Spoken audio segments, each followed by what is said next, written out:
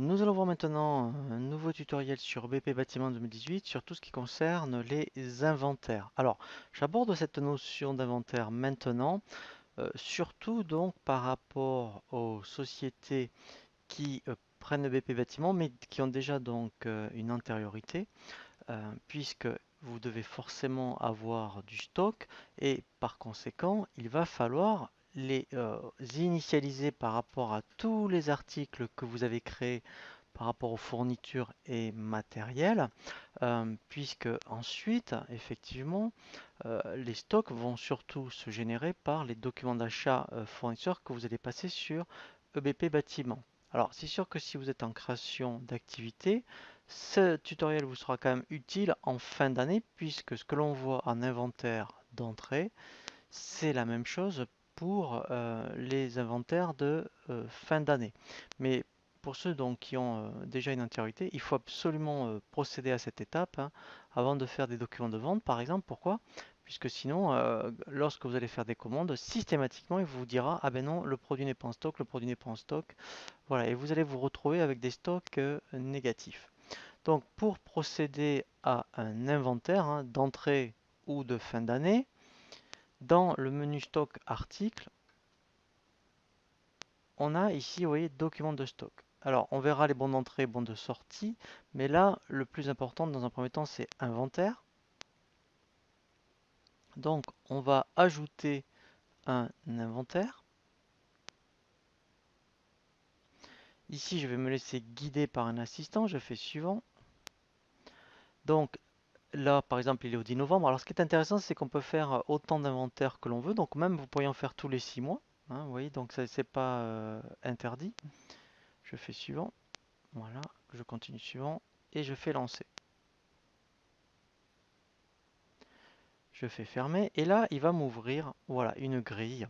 Donc là j'ai que mes articles de type là c'est normal fourniture et là c'est normal, vous voyez tout est à zéro. Alors ce qui peut être intéressant c'est que avant même de faire donc de saisir toutes ces quantités en stock, c'est que vous ayez un état, je dirais, pré-rempli pour que vous puissiez aller saisir les quantités qu'il y a déjà dans votre entrepôt. Donc, quand on fait un aperçu, alors pour l'instant je peux l'enregistrer, c'est pas grave. Voilà, donc ça pour l'instant c'est pas grave, mais il faut surtout aller chercher, voilà, inventaire pré-rempli. Vous allez voir la différence. Voilà. Là, en fait, vous allez avoir tout votre listing. Et ici, vous voyez nouvelle quantité. Nouvelle quantité, c'est donc quand vous allez éditer donc ce bon d'inventaire, vous allez aller dans votre entrepôt et ici vous allez noter les quantités réelles. Voilà, donc quand vous aurez saisi les quantités réelles, eh bien effectivement donc vous reviendrez sur BP, vous reviendrez sur votre inventaire qui est en cours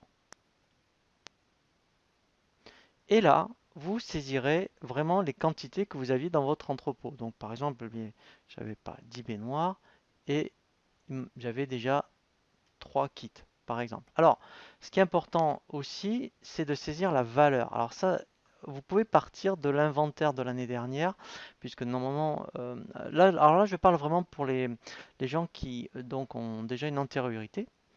L'année dernière, c'est obligé, il y avait un inventaire, puisque ça fait partie du bilan, donc c'est un document comptable. Vous pouvez mettre la dernière valorisation. Sinon, sinon vous prenez les factures d'achat de vos fournisseurs et là vous mettez la valeur. Donc peut-être que c'est 100 euros la baignoire, hein, voilà, et les kits, hein, donc voilà, 60, enfin voilà. Comme ça, au moins, ça va vous le valoriser. Donc ça, c'est impératif, hein, puisque en fin d'année, donc là, ici, vous voyez, j'ai bien la valorisation. Hein, donc ça, c'est très important hein, par rapport à l'inventaire.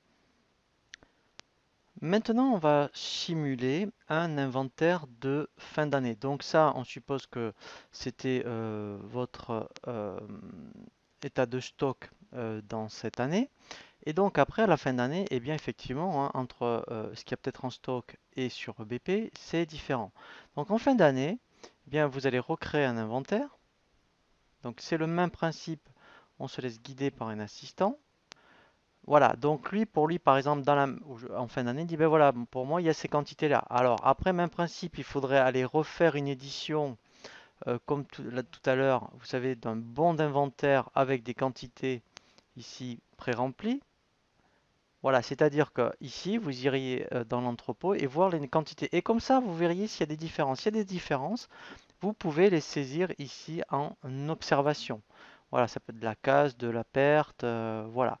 Donc une fois que vous avez ressaisi ici, et bien là, ce qui est intéressant, c'est qu'au moins, ici, vous allez ressaisir vos nouvelles valeurs. Donc s'il y en avait, vous dire, ah ben non, il n'y en avait pas 10, mais il y en avait 8 en fin d'année, eh bien, vous allez les saisir. Vous voyez, et donc lui, il met à jour. Voilà, et ce qui est intéressant, c'est qu'après, vous pouvez le justifier. Pourquoi en fait il y en a 8 plutôt que 10? Donc ici, vous dire, ah ben en fait, peut-être que il y en a un qui a été détérioré et un, il y a eu du vol par exemple. Vous voyez? Voilà, donc ça c'est vraiment très intéressant.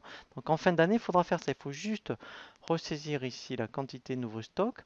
Et alors peut-être que la valeur d'ailleurs, il faudra la changer. Peut-être que la valeur a changé. Donc dans ce cas-là, si c'était plus 100 mais 105, eh bien, il faudra changer parce que ça fait partie du bilan, c'est hyper important. Et justifier ici.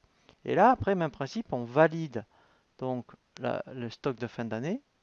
Voilà, voilà. Et ça fait foi. Après, quand vous donnez cet inventaire à votre expert comptable, hein, c'est un document comptable, hein, donc ça fait vraiment foi dans le bilan. L'expert comptable, il a besoin des 1000,20 € par exemple pour valoriser le stock euh, au bilan. Voilà. Donc ça, c'est très important. Donc là, moi, on a vu un inventaire d'entrée quand on n'est pas en création de société, mais après l'inventaire de fin d'année, qu'on soit en création ou pas, hein, c'est exactement ce principe-là. Et après, vous pouvez faire des ajustements avec des bons d'entrée ou des bons de sortie.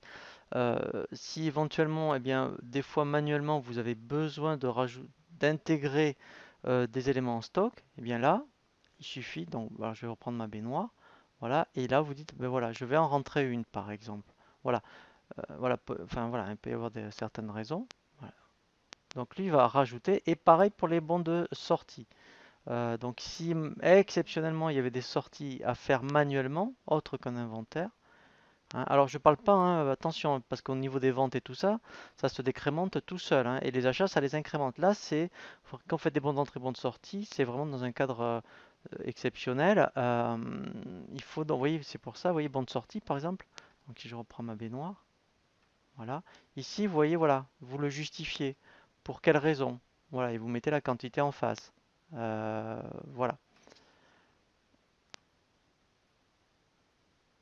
Voilà, donc là on a vraiment bien fait le tour sur tout ce qui est inventaire, bande d'entrée, bande de sortie. Donc après, effectivement, on verra, quand on verra les documents de vente et documents d'achat, toute cette partie-là, les ordres de fabrication et les ordres d'assemblage. Vous voyez après le mouvement de stock?